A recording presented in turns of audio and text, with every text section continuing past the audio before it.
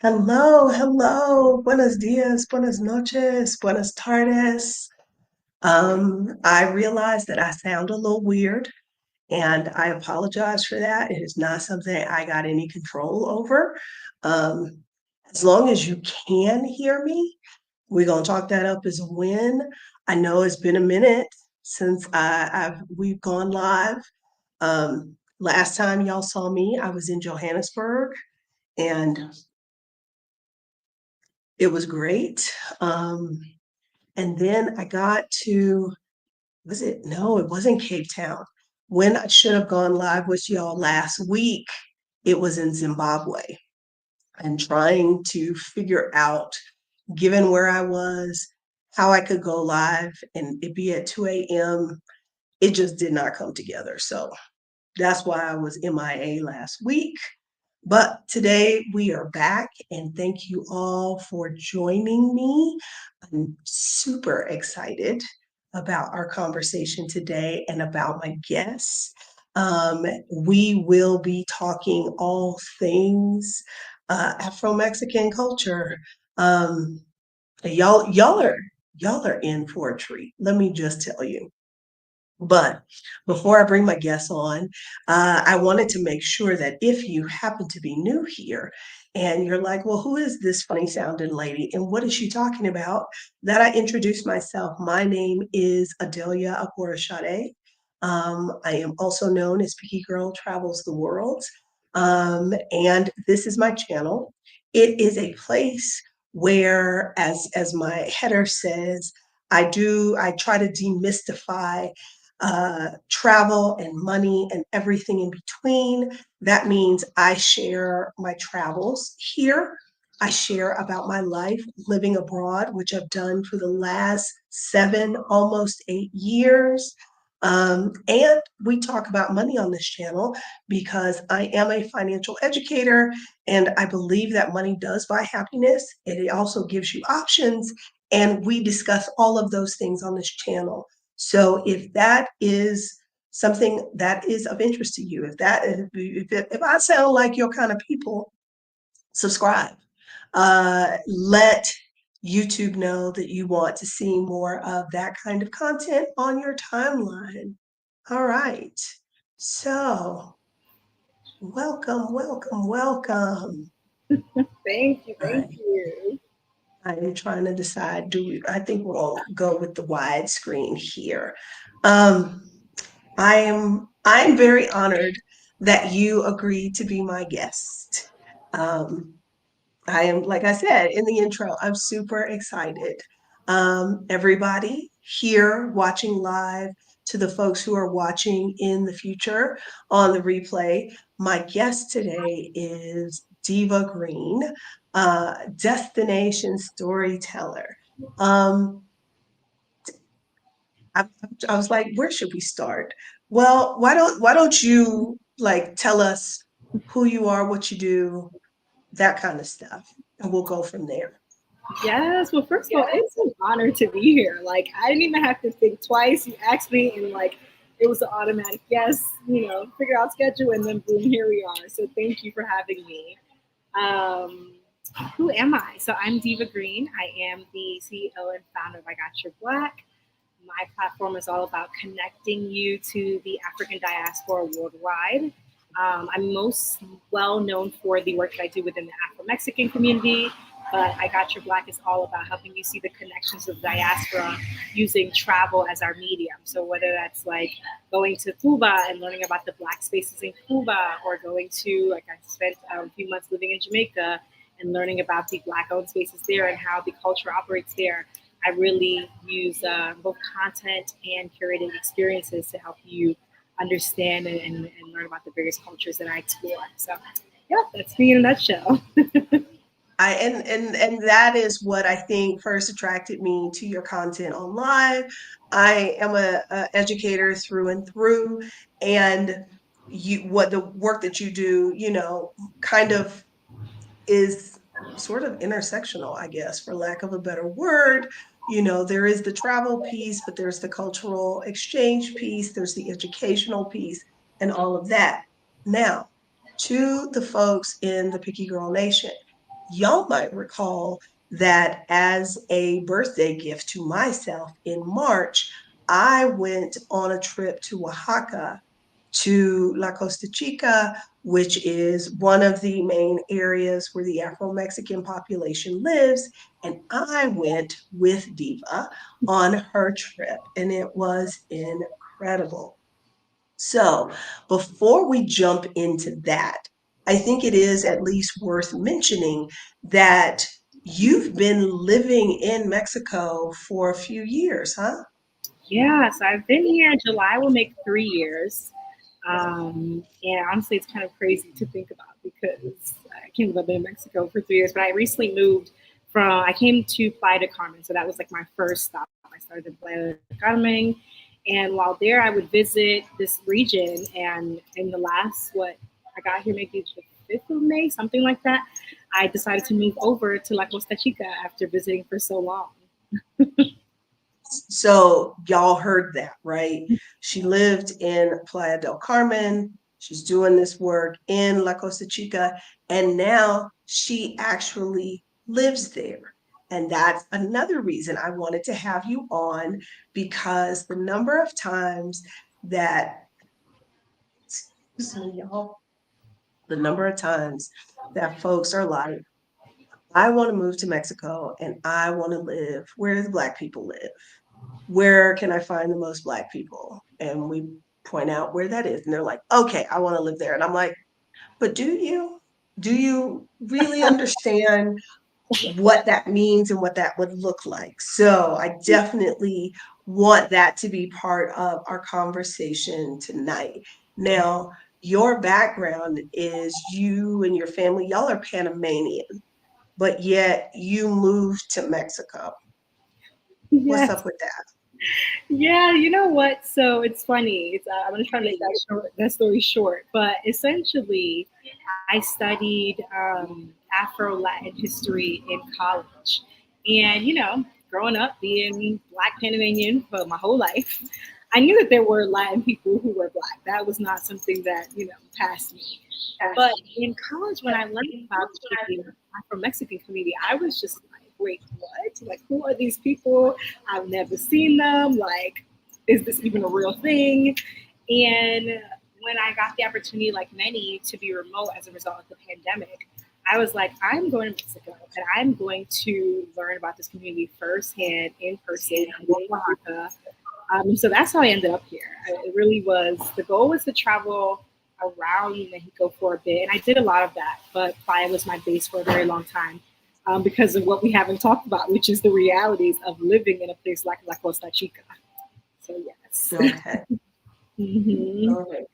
Um, so you had this personal interest in Afro-Latin culture, Afro-Latin history, particularly in Mexico, and you wanted to come, you visited the area, and let's talk about where Costa Chica is and what it takes to get there.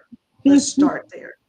Es un proceso, okay? It is a process. It is not a simple. Well, you know what? Let me say this. It depends on where you're coming from. So if you're coming from the States, I think it definitely feels like a longer journey. But for someone like yourself who came from Mexico City, I think there's a little bit more ease to that. But it's a region that borders two states in Mexico. So it borders Guerrero and it borders Oaxaca. Most of the trip that we were on, we were in Oaxaca, so we came through that side of Mexico. We came to Puerto Escondido, and yeah, from there, no matter where you are in Mexico, you likely have to fly through Mexico City to get to Puerto Escondido, or you gotta go to like another hub, which is like Monterrey or something like that.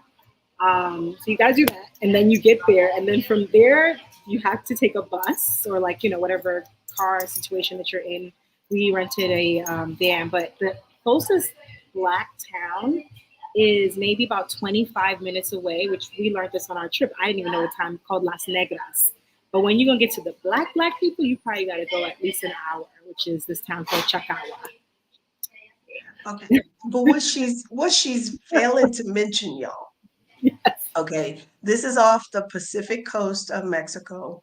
Mhm. And to get to Conchagua, We had to get on a boat. We like drove, and then you've got to get on a boat and Yes. go through the, what do you call it? I was going to say they're Everglades, but that's not The mangroves. Like, mangroves. this area of Mexico is very rural, and I would say not super well connected. If you're talking about like roads that have access and that sort of thing, because we discussed, was there actually a way to get to Conchagua via without getting on a boat? Yeah. Yeah. And there is, but it takes very long. And the way to do so, apparently, you have to move some kind of. You still can't figure out the name of that machine, but it's like a small. I don't even know what to It's call like it. a hand crank ferry. I mean, for lack of, because I don't have the right term, but you still have to cross a body of water. Mhm. And in that part of the country, there is no bridge. There's basically a floating pontoon that you load your vehicle on, and somebody pulls it across to the other side. I don't know. But you should be getting the picture that this part of the country is not super well connected. It is rural. Now, you you went on your own long before you ever started offering this experience. You went on your own. Can you talk a little bit about what that was like? Um, because you do speak Spanish because you're Panamanian. Yeah. So, it's not like you were showing up, because was there going to be anybody who spoke English? Let's be real. Absolutely not. Absolutely not. No, that's even like even our guide that takes us around, Alex. Like the fact that he speaks English is really just like a diamond in the rough kind of situation because most folks out there you're gonna have to speak in Spanish, which is why we have our experience manager. Because my Spanish is pretty good, but then there are gonna be some tense issues that I'm gonna be talking in the future or in the past, and it's probably not gonna be right because it's the present. But in terms of me going there, yeah. So since I was kind of like think about this story, and I'm like, I really was just like a hope and a prayer because I connected. What did I do when I first wanted to go? So typically, when I'm trying to explore a new place that's like in the middle of nowhere or remote, for lack of better words, because that highway that we take to get there, it's actually I think it says it's no more than it was built in the '60s. So can you just imagine that whole area was like blocked off from the rest of the civilization? But anyway, to get there, I connected with a woman who does work within the Afro-Mexican community. So working specifically about like amplifying the culture and the history of the communities. And so at the time, she wasn't in La Costa; she was like somewhere else. But she connected me to her niece, who was just happened to be in that part of town at the time. It was like, hey, take her around, and I was like, okay. Now here's why I feel like I usually only do this with community organizers, so people who are already dedicated to the kind of causes that I'm dedicated to. I think that's usually like my way of like not getting got, for lack of better words, is by making sure that I connect with an organizer. Like for instance, there's this one lady that even where I'm staying with right now, she's a woman who, or the person that connects me to the person I'm staying with now, she's a person who works for the basically supporting for women who have experienced violence. She makes it so that they can go and get help and things like that. So yeah, I connected with someone similarly and found myself on a plane to Puerto Escondido and then got on a bus and she was like, hey, so when you get there, right, you're gonna listen for the people that are saying Kwahi Kwahi, and that's how you know which bus to get on. I'm like, oh my gosh, she's You got to listen for the people. right, like I've never heard this. This is gonna sound the way you're making it. She's like, I promise you, you'll be fine. So I'm like, okay. Now it is helpful that I speak Spanish. Like I'm not like just out there like, I mean my tense may be right, but you're gonna maybe wrong, but you're gonna understand what I'm saying. But yeah, I listened for the kwahi kwahi sounds, and then I went there, and then they told me I had to go to next to the factory with the mangoes. Couldn't find that, but I told her I was in Oxo. For those of you who don't know, an Oxo is like a 7-Eleven in Mexico. They're all over, and so she found me. And I think what y'all can see, those of you who've been watching this channel and the way that I travel, because remember, I'm on this whole kick. I don't want to plan nothing. I don't want to do nothing. I just want to show up. I knew I wanted to see this part of the country, but you hear what she had to do to get there. And then it's kind of like you said, on a wing and a prayer. And I was like, I'm not doing that. So I'm going to go with Eva and let her sort this all out. So the person you connected with wasn't even in town, but she told somebody and was like, "Hey, this girl's coming. Show her around. You get on the bus and you go to this is the one. Kwahi is the Where one the in museum Guerrero, is. Yeah, so huh? that's what the museum is. Yeah. With the long name that I can never say the whole name. Oh, Yes. wait, say that again, but say it louder, because So your sound goes in a little bit, and I think if you speak slower and a little louder, we can work with it, I think. okay, it's Kwahi ni Kuilapa. So And all together, Kwahi ni Kuilapa. yeah. Yes. It's right over the Oaxaca Guerrero border. Even to go to the museum, we had to call someone to open up the museum because it's not always open. Just a whole slew of like trying it completely, as my mother would say, invented. Okay. And how did you, okay, so you went and you explored and you went to the museum and you talked to people and all of that. And how did you get from, excuse me, there to I want to offer the Afro-Mexican experience, this travel experience? You know what? So in addition to the lady who connected with her niece, there was also someone who does this project called Ruha Ura, if I'm not mistaken, and it's all about the Dia de los Danza de los Diablos dance, which they do on Dia de los Muertos. And so she had connected me with so many people to learn about the history, musicians. I went through all these towns because she was another person who wasn't there. She was based in California, but she's like, "Hey, go meet my mom and my dad. They'll take you everywhere," and they did. Anyway, I made a video about the amazing experience I had with her mom and dad who would take me all over. And it went viral. It was like my first time going viral. Everyone was just like, "What is this place? I want to know about it." And I was just like, "Really?" Because really, I hadn't posted forever. I was like feeling down about myself. And I was like, "You know what? I'm going to post this. I don't care if it's like a perfect video or not. I enjoyed this. I want to post it." And when I tell you, like, did better than anybody, it shocked me. But what shocked me even more is that people were like, "How can I go here? I want to know more. What do I need to do?" And so I was like, explain to people, and when you explain to folks, it sounds crazy because it is. The process, it's crazy. It's very different from the trip that you came on.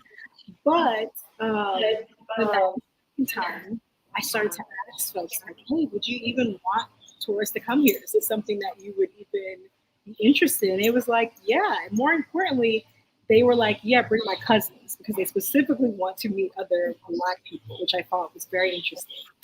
Um, Now, the trip is You over. broke up right then. You broke up right then, but did you say that they specifically want Black tourists to come? Yeah, they specifically wanted to meet. So people within the pueblo, like people that I would meet, they were very excited to meet me as a Black woman from the states. They were like, "Oh yes, bring our cousins." That's what they always said to me.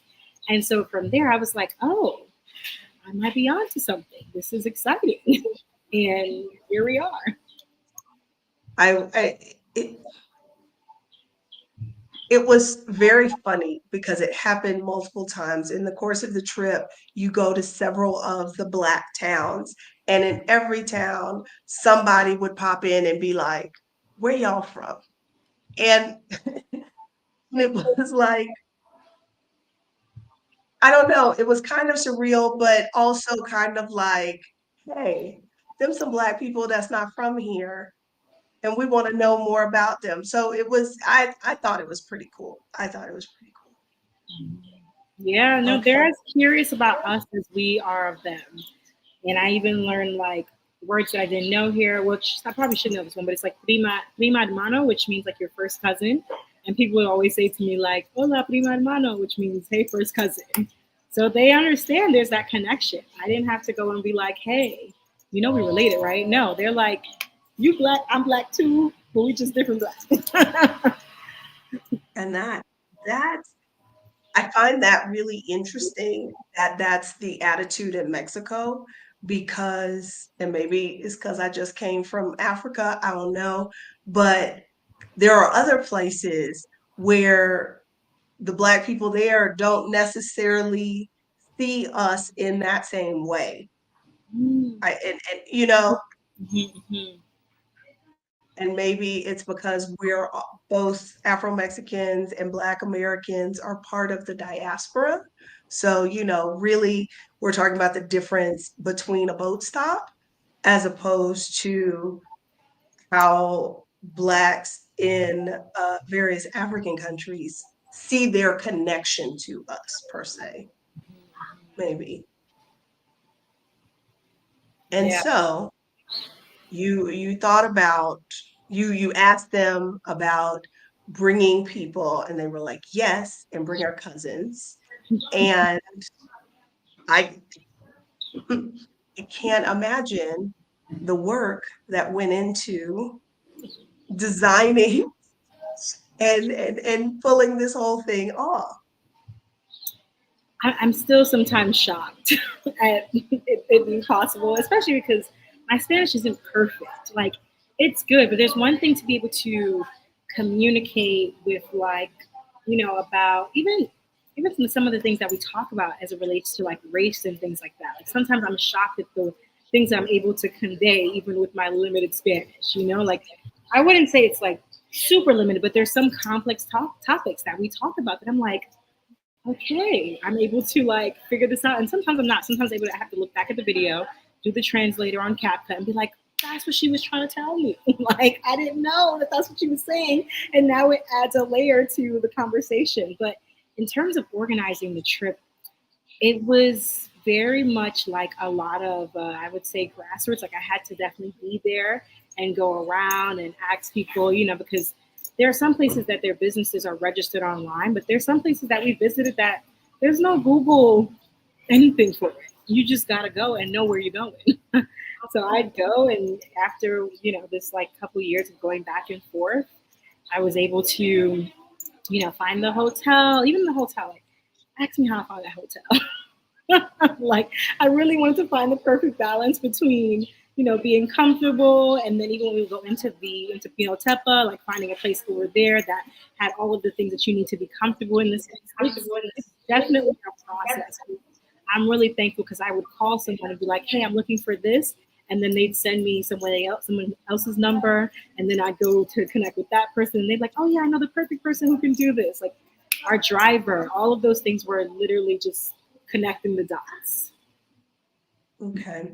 So, excuse me, somebody's watching this and they're interested, they're intrigued, because let's be real, vast majority of my audience is American, and a lot of folks in the US don't know that there are Black people in Mexico. So watching this video might be the first time they hear about this. They're intrigued and they're like, what, and they're curious about the experience.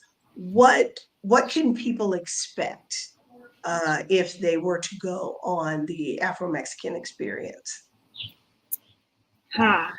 The best word I can start with is just expansion. So even if you're new to learning about this community, or you've been hearing about them but you haven't experienced it in person, I think that your worldview will be expanded from this trip, because one thing that we do that's like, I would say, the just one of our pillars of the trip is that we make sure that you see the connections within the diaspora. That you're able to learn about how race happens in Mexico.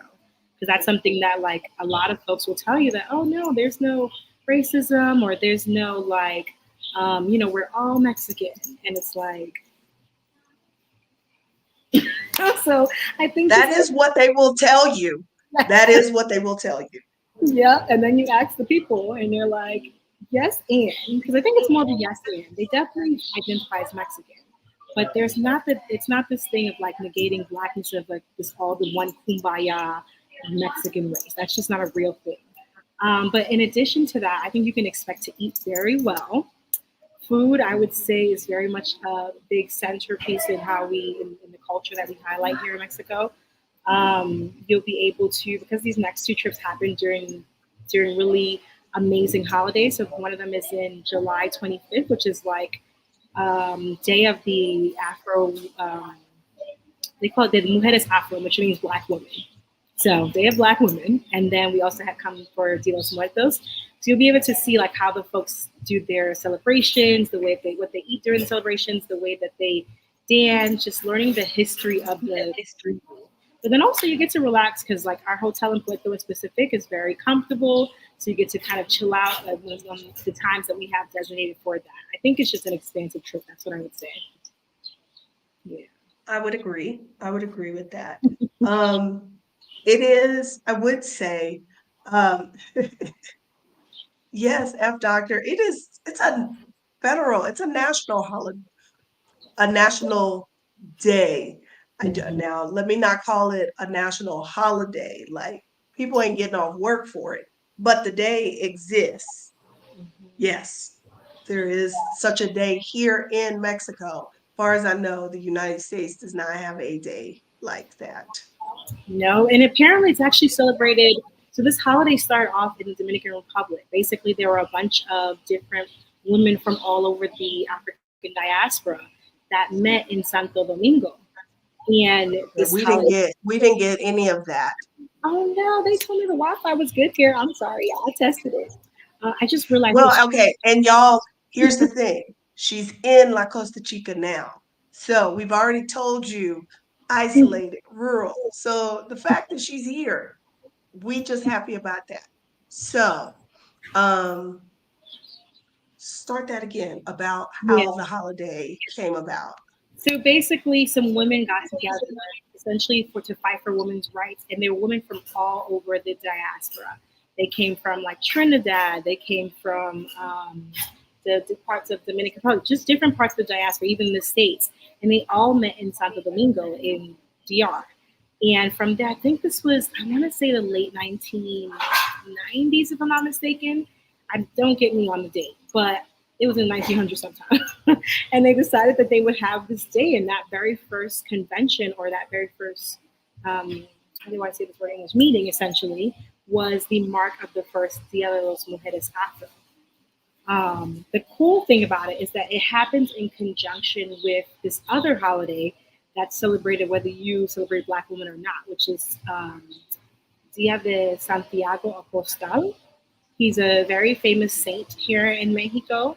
And over here in this particular region, which I need to learn exactly why, he's super popular. So everybody takes off in this region for this particular time, and they couple Black with Dia de las Mujeres Afro. Yep.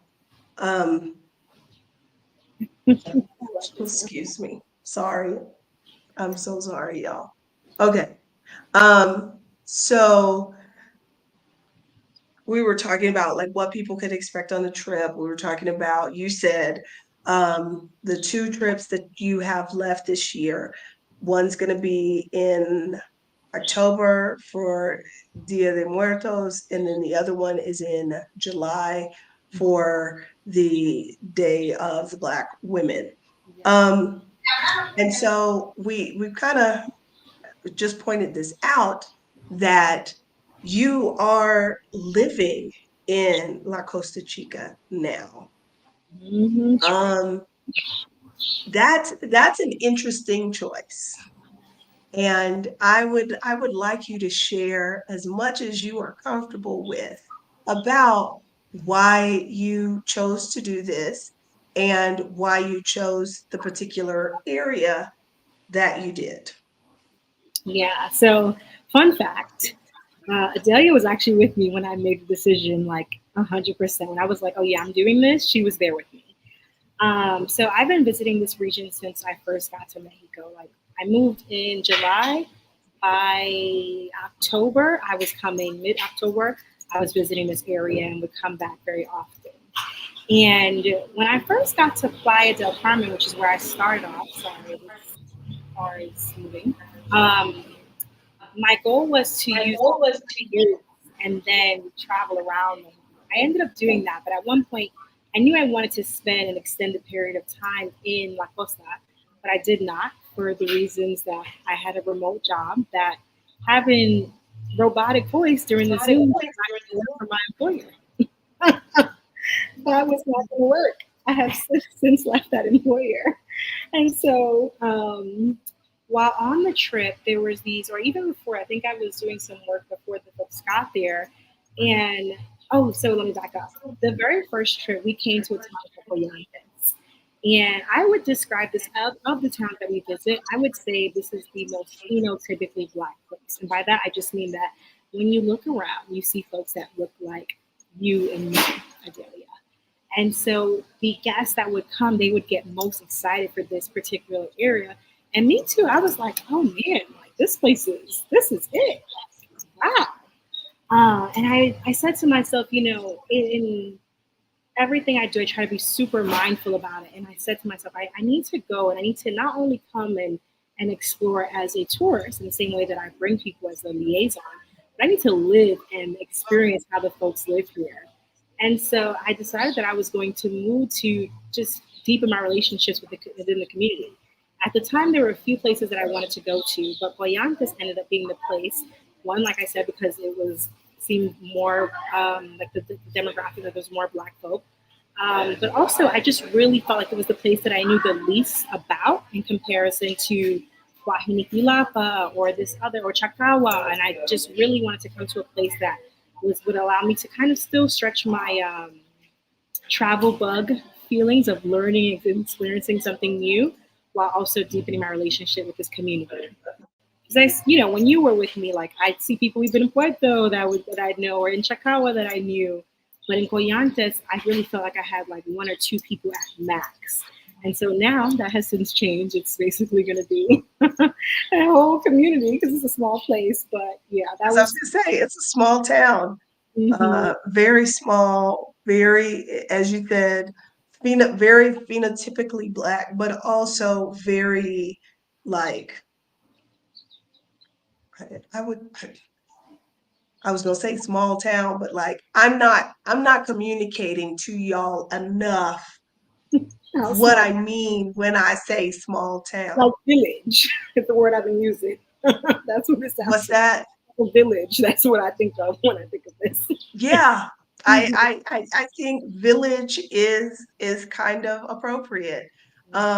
Like this is not a place where you go like to hide out because everybody knows everybody. So we arrived in town and I'm sure everybody knew, hey, some foreigners over there, that kind of thing. Um, have there been any challenges? You mentioned you work remotely. Um, is there even is there internet in Coyantes? There is internet. So far, my biggest challenge is that I couldn't watch Bridgerton straight through. I was like, this is messing up. There were beautiful, passionate scenes, and it was chopping up. I would say internet is the biggest challenge. That, and maybe there's certain items that I have to go into the bigger town to get. So during the trip, we actually stay in a town called Pinotepa Nacional, which is basically like, yeah, I would say it's more of a, I don't really call it a city, but it's the bigger town. Um, It's definitely a town. It's more than a village. yeah, They've got a movie theater. exactly. They got a movie theater, a mall. You can go, markets, things like that. Whereas, like in Coyantes, it's just little bodegas and things like that. And also, we can get into this, but even to find my place, that was actually the first challenge because there's no place for you to like decide you want to rent some place. Like that's not happening. Okay. I'm glad you mentioned that because, Mexico as a whole doesn't work the way the US does. So people move or consider moving to Mexico and they're like, well, what's a website I could look up to find apartments, blah, blah, blah. Okay, y'all can already tell from what we've told you so far, that is not going to work in Costa Chica. I believe you said, I'm thinking about maybe this will be the town. And we turn to somebody and say, hey, is there anything for rent? And that person then asked somebody who asked, like, it was literally like, hey, y'all know somebody got a room for rent? That is how it works. So I can imagine, because like you said, there's no agent, there's no website. No. So I would imagine there aren't even like for rent signs because everybody in the village already lives in the village. exactly. There aren't any for rent signs because there is nothing for rent. If you live here, it's because your family's from here. Or there was one particular place that was rented for teachers who would come from other towns. So there are some nearby towns in the area, and if you aren't from that particular place, you could potentially rent a room in this one woman's house. She has maybe 5 rooms available for rent. The challenge was for me, because I wasn't staying there for a long time, it would have required me to buy a fridge. I would have had to get a stove. And I was going to be there for a month. I didn't want to buy a fridge for a month. And they didn't have no Wi Fi. So I went there, said, okay, I'm going to come back. And then there's this gentleman here who's from Canada. And he's a English speaker. He's a black man from Canada. Funny story, but he has been living in Mexico for 7 years and has been living in Coyantes for less than a year now. He's like, hey, listen, I'm going to take you around and we're going to go and speak to a couple people. And we literally went and knocked on, it only took us 3 doors to knock to see if anyone was renting. And then this is the conversation that he's having with this one lady. One lady, she has to take care of her mom in another town. So she's like, oh, no, I can't do it right now. But, she's still here when I come back from taking care of my mom, then talk to me. Okay, she's out. Then there was this next lady. He's like, hey, listen, do you know anyone that has a place? She's like, well, I know so-and-so lives in Halone and she has a big house. What? So we go to so-and-so. So of course she will have space. Right. We go to so-and-so and she ends up saying yes. Now, the beautiful thing is her house was very big, but beyond that, she also had I would say, advanced amenities. So for instance, running water from the shower head. TV, internet, things that we expect. Not that everyone has TV, but I mean full HD. Like she living good. Some kids are in the States doing something. She actually has 3 kids in the States and then 1 here. So you know what I mean by that. It just means that people are able to say, I forget what the remittances and things like that, and be able to build a house of that quality. I got very fortunate. And so I've been actually staying with her. She's the secretary of a school, but literally she knew me from nowhere. I even asked, okay, how much is the rent going to be? She's like, oh, whatever you want to gift me after. I'm like, gift you, ma'am. I need you to give me a number because this is not going to be comfortable. I had to talk to my therapist about transactional relationships. It was a whole thing. Because I gave her money and she looked at me like, what is this? And for what purpose? You mentioned the running water. That's not a given, y'all, in this particular part of Mexico. Is it hot water? Yes. Well, no, actually, no. It's hot because it's hot as hell. Okay. No, it's not. Yeah, no, it's not hot water, but you never miss it because honestly, I want the water to cool down because it's so warm in this time of year. Yeah. It's hotter than what it we is have here. it is definitely y'all already know this is not a place Adelia could live. But I think it's awesome that Diva is doing this.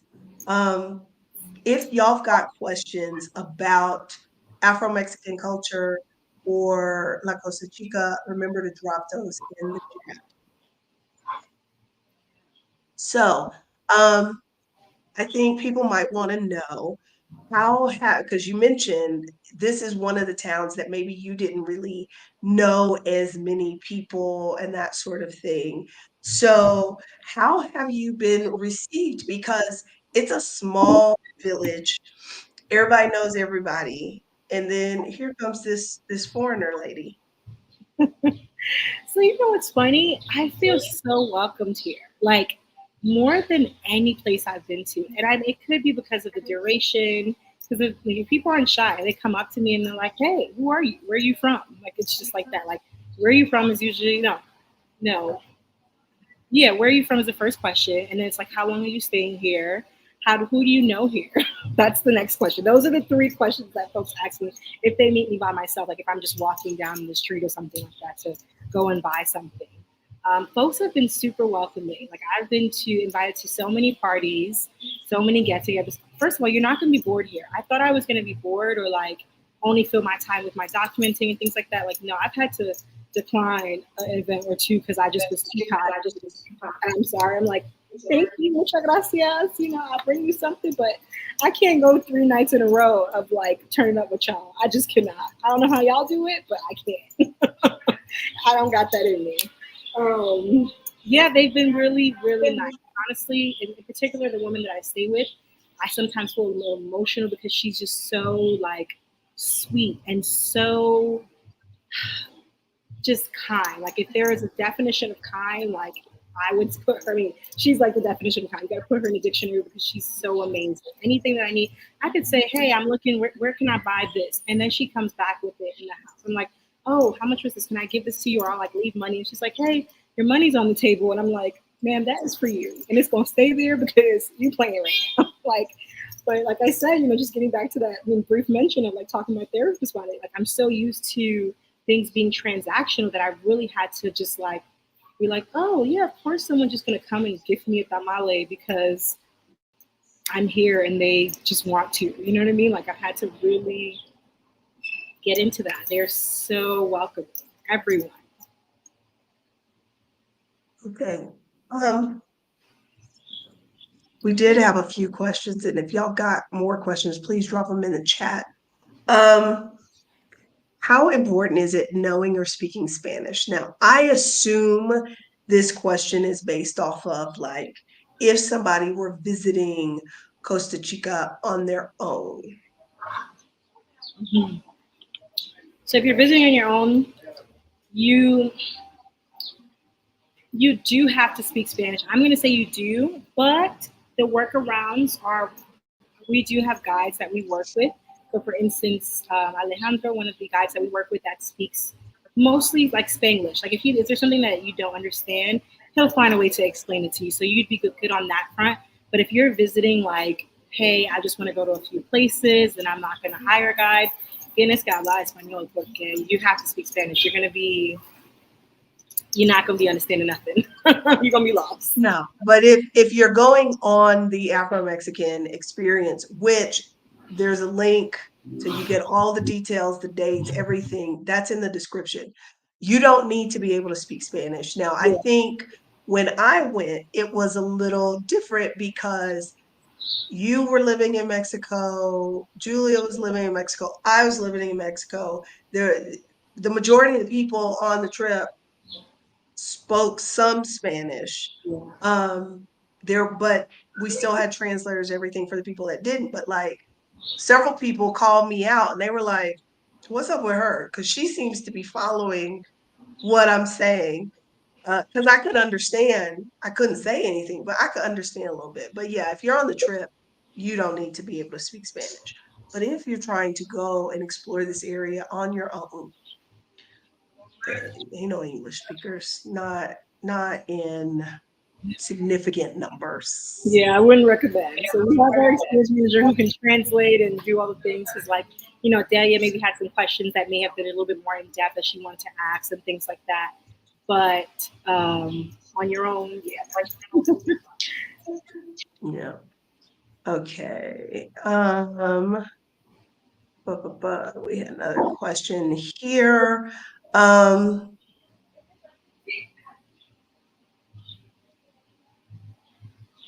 well, I don't know, Jess.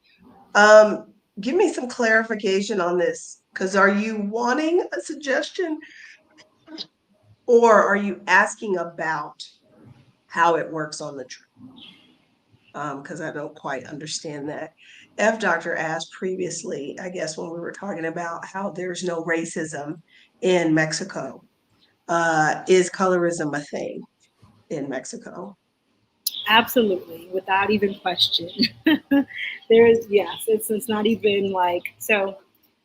Someone I was speaking to before the trip told me, she posted about it. She said that she was going in the airport and she flew into Mexico City.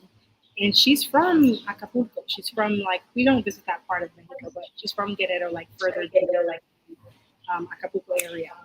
And she was in Mexico City. And in the airport, I don't know how you say aduanas in English, but the people that, like, Homeland Security or whatever, the people that check her immigration, they were like, okay, where are you actually from? Even though her passport is a Mexican passport, they were like, were you naturalized? Like, they took her to the back and did all the questioning just because she doesn't look like the picture of Mexico.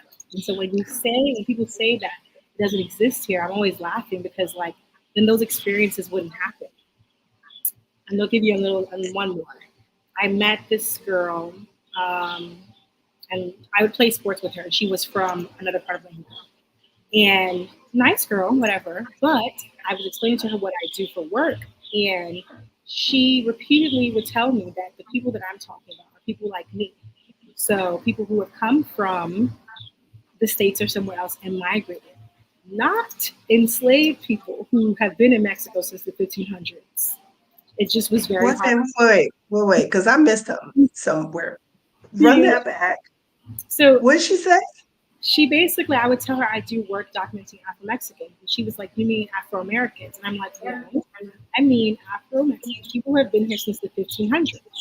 And she would be like, no, they moved here just like you. They're not from here. We don't have black people here. And I'm like, I know you're from Monterrey, so I know you're from the north, you don't really understand, but you don't know your country. These people are from here and they've been here for, you very white, so they've been here for as long as you've been here. Like, she's like white Mexican, which means that they came, he's like Spaniard basically, if that makes any sense. And a lot of folks don't know, but at one point in Mexico, the black enslaved people, the population, there was 5 to 1. So for every 5 black people, there was one Spaniard or one person of Spanish descent, which means that we outnumber.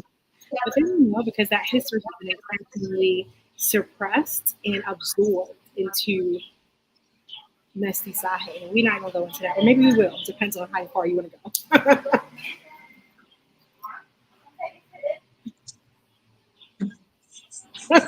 I'm not laughing at you. I'm laughing at Ivana, who just came in here.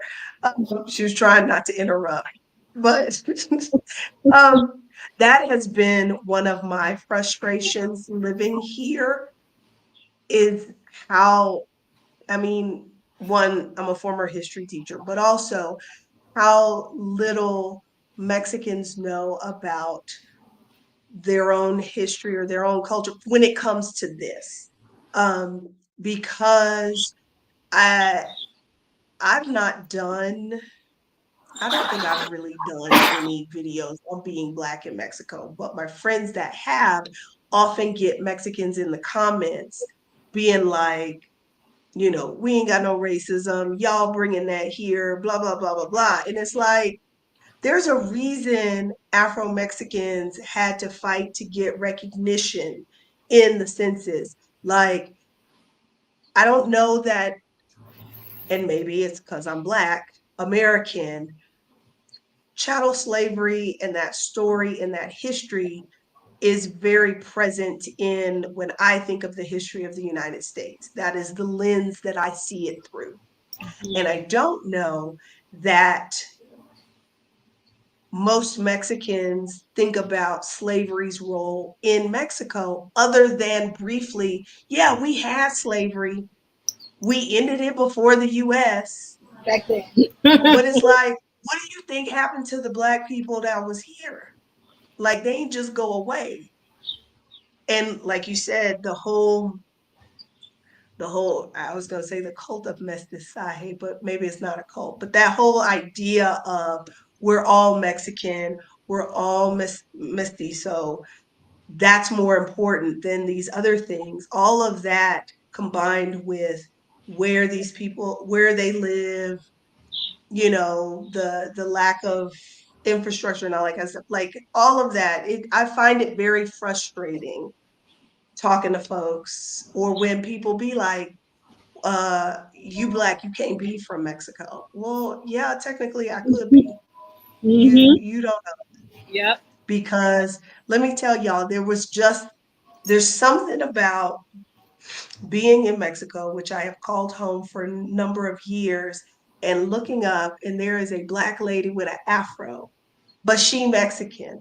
Like, that moment, I was like, because like, yeah, they're gonna be tan people, it's gonna be people my color, but this lady was phenotypically Black, but she was Mexican, and I was just like, this is great. This is awesome. Yeah, yeah, it's a beautiful experience, and I think like even whenever, especially when I go to big gatherings in Coyantes and I see so many of us, I'm like, Dad, like we just one, we're so beautiful and we're so amazing, but this is really history that no one is, or that it's being intentionally suppressed, and that it just shocks me that I went so much of my life not knowing that these folks existed, especially as someone who is Latina, who is from quote unquote, the Latin community in this region of the world. But I had no idea. Even my dad, I showed him a video. He's Panamanian. So for those of you who don't know, Panamanians are basically Jamaicans who speak Spanish. It's a result of the migration building the Panama Canal. But anyway, my dad, I showed him a video and he's like, that's a black man, Diva. And I'm like, yes, Daddy, there are black people in Mexico. He said, no, but that's a black man. I'm like, yes, Daddy, there are black people. And he just, I was like, just like you. He's like, wow, I know black people all over the world, but I didn't know them in Mexico too. And that's very good what you're doing. Just like, but for my dad, who's a history buff, to be astounded by this information, it says something. Uh, F. Dr. asks, wasn't there an Afro-Mexican mayor or president at one time? Yeah, so Vicente Guerrero Saldaña, he was the second president of Mexico, and he was a Afro-Mexican. I can't remember if it was his mother or his father, but he's Afro and Indigenous Mexican. And there's also a gentleman, I'm trying to see if I can find it right now, who's on the $50 bill. His name is Morelos. I got a 50 on me. And he is, oh wait, actually, oh, he's on the 200 too. Look at that. So right here, this one, this guy this one right here with the thing on his head, he is Vicente Guerrero Saldaña, and right next to him is, oh my God, I always forget that guy's name, Miguel Hidalgo. When Mexico was fighting for independence, the thing that was kind of like the start of the rebellion, Miguel basically preaching about people taking up arms and things like that. He was a pastor. Anyway, his protege was Morelos. And a lot of folks don't know that Morelos was a black man that helped to win Mexico's independence, but it's not something that's talked about. And in fact, there's some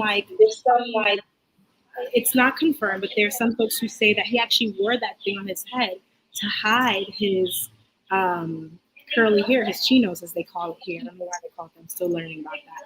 But his rizos, his curly hair, hid that cap. A whole black man help y'all win independence, and y'all don't even know he black. Yeah. And then when I say he is, usually, so what I'll say to you is a lot of like what you'll see on social media or what people who post about these things are. I often find the gripe comes from people who aren't from here, who currently live in the States. That's what I've noticed more than anything. Yeah, sometimes I'll see it in people that are from here, but if that's the case, it's usually people who are from further up north, meaning closer to the States, or people who live in the States who have this like, oh no, you're bringing your problems here. And it's like, Come on. You know that y'all don't even Y'all make have some of these problems on it. your own. Exactly. Even your indigenous people. You have like these colorism issues with those folks. Like people being shipped to Guatemala because they don't speak Spanish. They speak a native tongue of Mexico. You know? So there's all this, yeah. I could go on. Because a lot of people don't realize there are 68 recognized languages in Mexico. Only one of them is Spanish.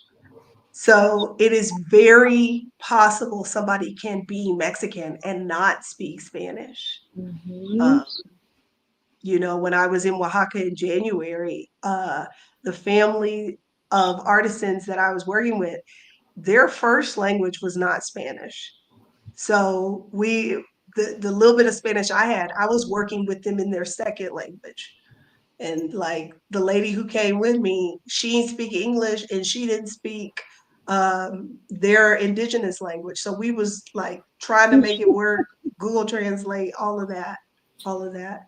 Um, Somebody was curious if you had visited any of the Black communities in Veracruz. No, so I have not been to Veracruz yet. It's on my list because a lot of folks have asked about going there. I haven't been yet. I do know that one of the towns that they say has an Afro community is called Yanga. The reason why I haven't been just yet is just because my understanding is that the folks there are more culturally Black, meaning that they have some of the same history from their ancestors, but they have a lot more miscegenation, meaning they mix more with the indigenous people. And so that kind of awe moment that you had, Adelia, of seeing a woman with an afro, you seem like you're less likely to have it there. Now, I can't say with certainty because this is another place that you don't know until you go. It seems like those folks are up in the mountains and not in that town. But I gotta go to the mountains, y'all, and I'm not ready to go to the mountains yet.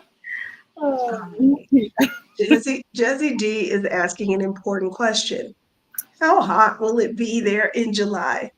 so Actually, apparently, July is not the hottest month. yes. So according to the folks here, because I asked that question too, because I was like, okay, I've never been here when it was this hot. Like when we came, that's when it just started to get warmer. But like I typically come in October, November, and like this is different. My understanding is from Mayo to June. So April, May, June is when it's going to be the hottest, and then July is when it tapers off. Or yeah, July is when you're usually good. July through July, what is it? July, August, September is when you're supposed to be in the clear. Okay. It's still gonna be hot. It's Oh yeah, always hot. it It's is always never not hot in Oaxaca. absolutely. Oh yeah, I should say that. So far, again, I think because I've been coming here so long, I am a little desensitized to some of the things. But it's always Yes. 3 degrees. Period. Here. Now, is the question is, are you going to have a 68, 65 degree night? Yes, but outside of that, like prepare for the heat. I have a little fan situation that I'm currently obsessed with, and it might just be required packing because it makes a difference. It is. It is. I would say a dry heat. Oaxaca is hot and dry. Has been my experience. Uh, I hadn't been to the coast in July. I'd been to Oaxaca City in July, and it wasn't bad, but that was also pre-climate change. But it'll be hot. So bring a fan, bring a hat, an umbrella, you know. Yeah, for sure. All right. Jess was asking a name of a hotel or restaurant, um, I guess in La Costa Chica. Are these, I was gonna say, because these aren't gonna be places, most of them are not gonna be places that are on Google, huh? Yeah. So what I'll say to you is, there's a place in Chakawa that I always tell folks to want to make it here. Chakawa is like this island. If you can find your way there on your own, the place that I always recommend for folks to go to, her name is Senora Licha, and her name is spelled Licha. and she has this restaurant called Palamar, Palamar. Say the name of the restaurant again. It's called Palamar. Oh my god, I just forgot the name of it. Palamar Isamar. Yeah. No, no, Palomar restaurant. Isabel. Sorry, Restaurante Isamar. That's what it's called. Isamar. And I don't know if I can drop that in the chat. Can I drop it in the chat? No. But You can yeah. put it in the private chat and I can put it in the main chat. Oh, okay. Restaurante. And she also has places to stay. Now, in terms of comfort, I think it really depends on the folks. I haven't actually stayed there, so I can't speak to that particular place. But I am going to create a guide that's going to have like things for people who do want to experience this place independently. So definitely look out for that. That's that's in Conchagua? That's in Chicago, No, yes. Chicagua. I'm getting the names. Conchagua is in El Salvador. Chicagua. You spell Chicagua. CHA. Chachahe. Chaka and then wow. Okay, I did not. It's in the chat Excuse me. or the our chat. Okay. Well, maybe I did spell it right, or I got kind of close. So yeah. Okay. Bring your handstand, y'all. I Yeah. usually have one with me. 'Cause this time of year, like I had to call my dad. I was like, Dad, this is different. Like, it's not like any time that I've been here. It is hot. Well, May is the hottest month of the year in most of Mexico, which, if rainy season does what it's supposed to do, um, it should like be cooling off into June and July. But there's also climate change, y'all. So who knows? What you Who gonna knows? do? All right. I am not going to hold you because I know you had to make special arrangements to join us today.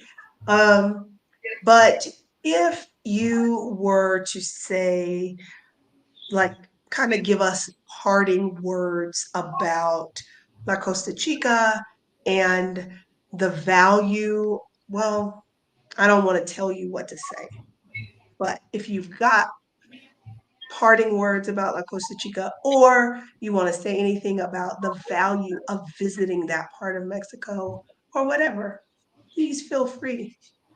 Yeah. I came here with the intention of coming for just a bit. Like, Mexico was not supposed to be home.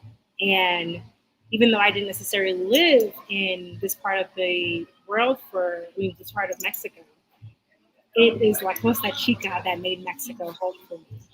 Feeling the welcomingness of the people. And in terms of just like the value of this experience, I just keep going back to expansion because there are things that we learned during the trip, and I think that's something that I want to underscore is the historical context that you get and the connections that you get. There are parts of the trip where I saw things that they do in Panama, that they also do in Trinidad, that they also do in New Orleans. And to see all of these like connections to me is just mind blowing. I feel like you have to experience it firsthand, whether you come with me or whether you come independently, because due to how much this history has been suppressed, there are some things that you are only going to be able to learn on the land. And really, like I can do but so much in a video, but even in my 3 weeks of living here, there are things that we talked about on the last trip that has been crystallized for me as a result of being within the community for extended period of time. And so I know that you just being able to come and to learn about, I always say our cousins here in Mexico will just only expand to, I think, not only your worldview, but your perception of blackness. So, yeah, that's what I got for you. Did I miss anything? You came on the trip, so I don't think so. It is, I think, particularly as Black Americans, because our experience is so vastly different than other folks in the diaspora. It is incredible to come and be like, hey, y'all do that too. Like, like it's a Black thing. And I don't know. I'm not finding the right words, but yes, I think you hit it. It is an incredible experience to have, I think, particularly as folks of the diaspora, um, to see that we have these connections that we didn't even know existed, you know? Absolutely. Absolutely. Yeah. Mhm. It continues to blow my mind all the time. Well, thank you so much for joining us today. Thank y'all for being here for the live tonight. If you, excuse me, are watching the replay, thank you for doing that. If you enjoyed this video, give it a thumbs up. Let YouTube know that, like, hey, I like this kind of stuff. I like Adelia's stuff. That way more of it will come to your feed. Um, if there is someone you know who is interested in this particular topic, they're interested in Mexico or whatever, share the video with them. Follow Diva on Instagram at I got your black underscore.